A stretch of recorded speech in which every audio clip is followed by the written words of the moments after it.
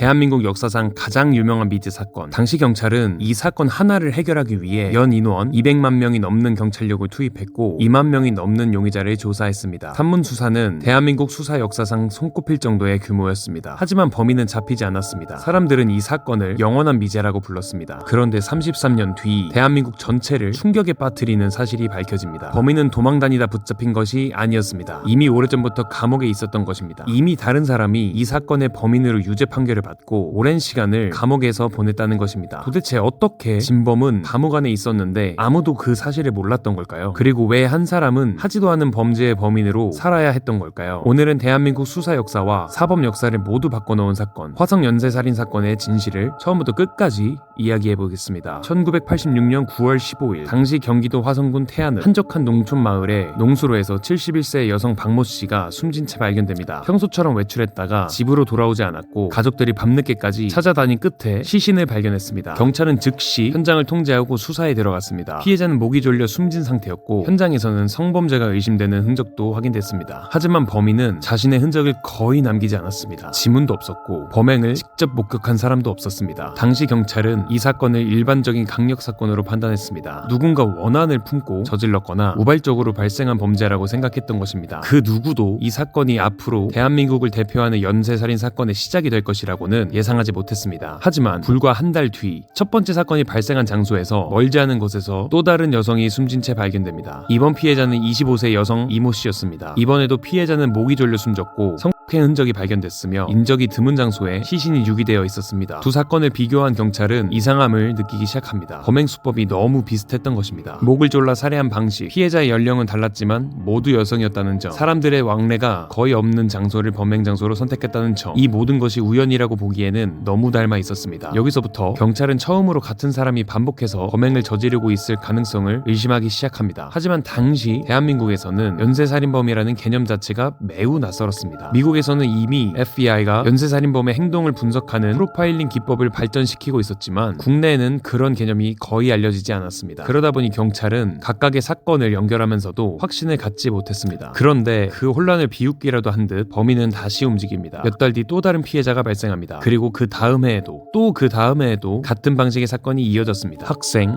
직장인, 주부, 나이는 모두 달랐지만 공통점은 분명했습니다. 혼자 이동 중이었다는 것, 그리고 목이 졸려 숨졌다는 것입니다. 범인은 항상 사람의 왕래가 적은 논길과 농수로, 제방길을 이용했습니다. 현장을 잘 아는 사람처럼 움직였고 흔적은 거의 남기지 않았습니다. 그렇게 사건은 하나둘 늘어나기 시작했고 화성이라는 이름은 어느새 대한민국에서 가장 두려운 지역이 되어가고 있었습니다. 그렇게 사건은 하나둘 늘어나기 시작했고 사건이 늘어나자 경찰은 이전 사건 기록을 모두 꺼내 다시 비교하기 시작했습니다. 피해자들의 공통점은 생각보다 많았습니다. 대부분 혼자 귀가하는 여성이었고 범행은 늦은 저녁이나 새벽 시간대에 집중됐습니다. 피해자들은 모두 큰 원한 관계가 확인되지 않았습니다. 즉 범인은 특정인을 노린 것이 아니라 자신이 정한 조건에 맞는 사람을 노렸을 가능성이 높았습니다. 그리고 한 가지 더, 수사관들이 사건 발생 날짜를 달력에 표시하던 중 이상한 점 하나를 발견합니다. 범행이 일어난 날 상당수가 비가 오거나 흐린 날씨였던 것입니다. 처음에는 단순한 우연이라고 생각했습니다. 하지만 사건이 계속 반복되면서 경찰 내부에서는 이런 말까지 나오기 시작합니다. 비 오는 날은 조심해야 한다. 실제로 당시 화성 주민들 사이에서는 비가 내리기 시작하면 딸을 직접 마중 나가는 부모님들이 늘어났고 혼자 버스를 타고 귀가하는 것은 금지하는 가정도 생겨났습니다. 지금은 이해하기 어려울 수도 있습니다. 하지만 당시 화성은 지금처럼 개발된 도시가 아니었습니다. 주변은 농과 밭뿐이었고 사람 한 명 지나가지 않는 길도 많았습니다. 그렇기에 범인에게는 더없이 좋은 환경이었습니다. 현장을 목격한 사람도 없고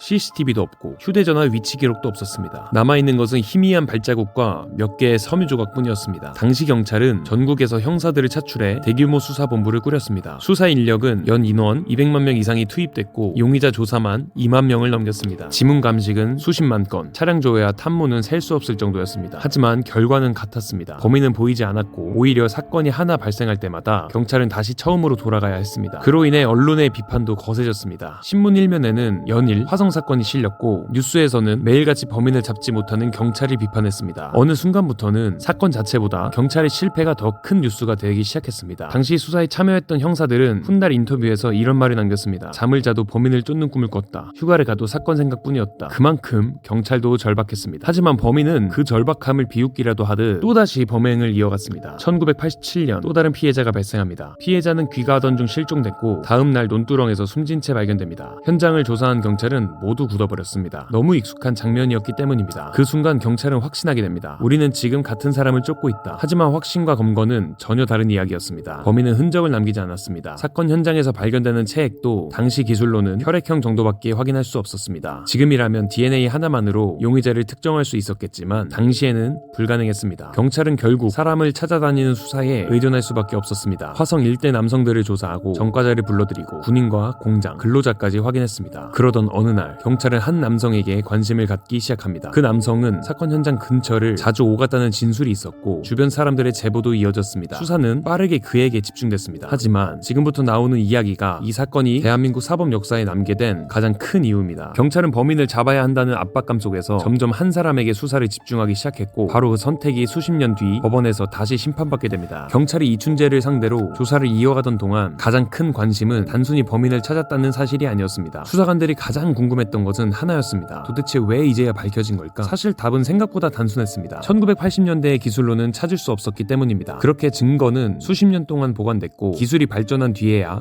비로소 입을 열기 시작한 것입니다. 결국 이 사건을 해결한 것은 우연도 아니었고 누군가의 결정적인 제보도 아니었습니다. 30년 넘게 보관해온 증거와 과학기술의 발전이었습니다. 하지만 사건이 해결됐다는 소식이 전해졌을 때 사람들의 반응은 기쁨보다 허탈함에 가까웠습니다. 이미 대부분의 피해자의 유가족은 긴 세월을 견뎌야 했고 어떤 가족들은 진실이 밝혀지는 모습을 끝내 보지 못한 채 세상을 떠났습니다. 33년이라는 시간은 너무 길었습니다. 그리고 그 시간 동안 또 다른 비극도 만들어졌습니다. 1988년 화성 연쇄살인 8차 사건으로 무기징역을 선고받았던 윤성여 씨. 그는 약 20년 동안 복역했고 출소한 뒤에도 오랫동안 화성 연쇄살인범이라는 낙인을 안고 살아야 했습니다. 하지만 이춘재가 자신이 8차 사건의 진범이라고 진술하면서 상황은 완전히 달라집니다. 법원은 사건을 다시 들여다보기 시작했습니다. 당시 수사기록, 자백과정, 객관적인 증거, 그리고 새롭게 드러난 사실들 모든 것을 다시 검토한 끝에 법원은 기존 판결을 유지하기 어렵다고 판단했습니다. 2020년 재심 법원은 윤성여 씨에게 무죄를 선고합니다. 법원은 당시 자백의 신빙성을 인정하기 어렵고 객관적인 증거만으로 유죄를 인정하기에는 부족하다고 판단했습니다. 그렇게 대한민국 형사사법 역사의 가장 유명한 재심 사건 가운데 하나가 마무리됩니다. 하지만 여기서 많은 사람들이 궁금해했던 질문이 하나 있습니다. 이춘재는 왜 화성 연쇄살인 사건으로 다시 처벌받지 않았을까? 이유는 공소시효 때문입니다. 현재 대한민국에서는 살인죄의 공소시효가 폐지됐습니다. 하지만 이 사건이 발생했을 당시에는 살인죄에도 공소시효가 존재했습니다. 그리고 형사법은 원칙적으로 소급 적용이 되지 않습니다. 즉, 법이 바뀌었다고 해서 이미 공소시효가 완성된 사건에 새로운 법을 적용할 수는 없었습니다. 결국 경찰은 진범을 특정했지만 화성 연쇄살인 사건 자체로는 새로운 기소를 할 수 없었습니다. 다만 이춘재는 이미 다른 살인 사건으로 무기징역을 선고받아 복역 중이었기 때문에 그의 신병에는 변화가 없었습니다. 여기서 이 사건은 끝나는 것처럼 보입니다. 하지만 저는 오히려 지금부터가 이 사건의 진짜 결말이라고 생각합니다. 이 사건은 단순히 유명한 연쇄살인 사건으로 기억되어서는 안 됩니다. 이 사건은 대한민국의 수사 방식 자체를 바꿔놓았습니다. 과거에는 자백이 수사의 중심이 되는 경우가 적지 않았습니다. 하지만 지금은 다릅니다. DNA, 디지털 포렌식, CCTV 이렇게 많은 과학적 증거가 수사의 중심이 됐습니다. 그리고 이 사건은 또 하나의 교훈을 남겼습니다. 범인을 잡는 것만큼 중요한 것은 틀린 사람을 범인으로 만들지 않는 것이라는 사실입니다. 수사는 반드시